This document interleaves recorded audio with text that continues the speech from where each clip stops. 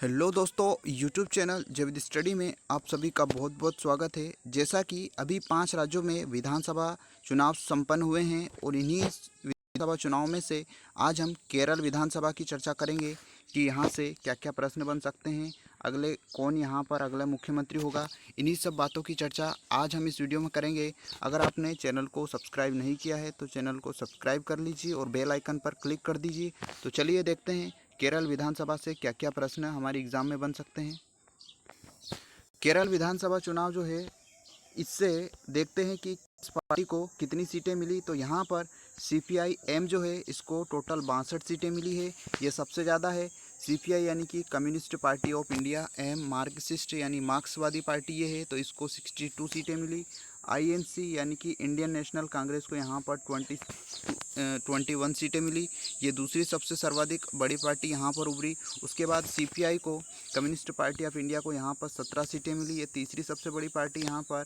और IUML यानी कि इंडियन यूनियन मुस्लिम लीग को यहाँ पर 15 सीटें कुल मिली है, तो ये बड़ी बड़ी पार्टियाँ हैं। इसके बाद KECM को यहाँ पर 5 सीटें मिली है। उसके बाद बीजेपी को यहाँ बिल्कुल भी सीटें नहीं मिली है। तो यह आप ज़रूर याद रखिए कि यहाँ पर जो बीजेपी पार्टी है, भारतीय जनता पार्टी, इसको यहाँ पर एक भी सीटें नहीं मिली, क्योंकि एग्ज़ाम में यहाँ से प्रश्न बन सकता है, क्योंकि ये भारत में सबसे बड़ी पार्टी है वर्तमान में। और अदर पार्टियों की अगर हम बात करें तो अदर पार्टियों को यहाँ पर 20 सीटें मिली है। ये भी अपने आप में एक बड़ा तथ्य बन सकता है कि भाई अन्य पार्टियों को यहाँ पर कितनी सीटें मिली है। तो 20 सीटें मिली। तो ये हो गया हमारा कुल सीटों का बंटवारा कि किस पार्टी को कितनी सीटें मिली। अगर यहाँ पर हम सबसे बड़ी पार्टी की बात करें तो यहाँ पर CPI-M यानी कि communist party of India Marxist को यहाँ पर 62 सीटें मिली है, तो इन्हीं की सरकार बनेगी। कुल सीटों की अगर हम बात करें तो केरल में कुल विधानसभा जो सीटें हैं वो है 140 सीटें। ये भी आप याद रखिए कि केरल में कुल विधानसभा की कितनी सीटें हैं। तो केरल में कुल विधानसभा की 140 सीटें हैं और बहुमत के लिए यहाँ पर 71 सीटें चाहिए। मतलब बहुमत यहाँ पर, पूर्ण बहुमत किसी भी पार्टी को नहीं है। तो यहाँ पर जो है सरकार गठबंधन की बनने जा रही है। तो देखते हैं आगे कौन मुख्यमंत्री। तो यहाँ पर CPI-M के जो प्रमुख है वो मुख्यमंत्री बनेंगे पिनरई विजयन, यानी कि दूसरी बार ये केरल के मुख्यमंत्री बनने जा रहे हैं। तो याद रखिए पिनरई विजयन जो है केरल के अगले मुख्यमंत्री बनेंगे। उसके बाद केरल के राज्यपाल का अगर प्रश्न आ जाता है तो केरल के राज्यपाल है आरिफ मोहम्मद खान। ये भी एग्ज़ाम में बन सकता है, क्योंकि केरल में अभी हाल ही में विधानसभा चुनाव संपन्न हुए हैं।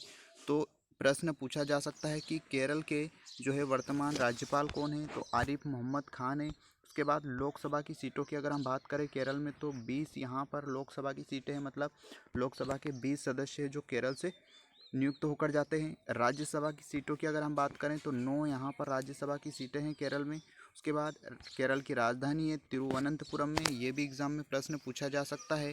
हाईकोर्ट की अगर हम बात करें तो केरल का हाईकोर्ट कोच्चि में है, जो केरल में ही स्थित है। तो ये है केरल विधानसभा चुनाव के कुछ महत्वपूर्ण तथ्य जो आपकी एग्ज़ाम में बन सकते हैं। तो चैनल को सब्सक्राइब ज़रूर कर लीजिए। और अगर आपने पश्चिम बंगाल, तमिलनाडु और असम, इन्हीं तीनों का विश्लेषण नहीं देखा है तो आप करंट अफेयर वाली प्लेलिस्ट में जाकर वीडियो को ज़रूर देखिए और इस चैनल को सब्सक्राइब ज़रूर कर लीजिए। चलिए अगले वीडियो में हम पुडुचेरी विधानसभा की चर्चा करेंगे। तब तक के लिए जय हिंद, जय भारत।